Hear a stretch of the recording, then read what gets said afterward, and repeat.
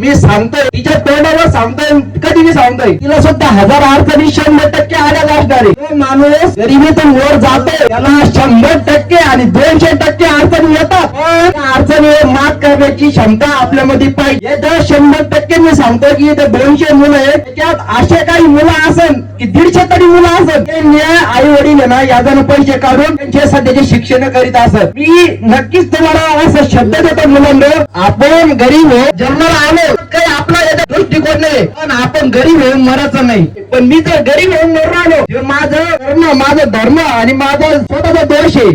त्यामुळे तुम्हाला निश्चितपणे सांगतोय मित्रांनो की हे बघा, आपल्या आई वडिलांनी आपल्याला शिकवलं तर आपण निश्चितपणे ना तिथपर्यंत पोहोचा.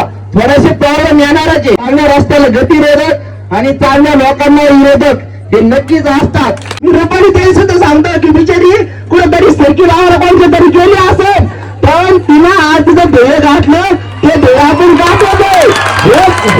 हे सांगतोय की हे बघा, नाव चर्चा होते, आधी बदनामी होते, नंतर चर्चा बी होते. हेच लोक हे बदनामी करतात, चर्चा करतात,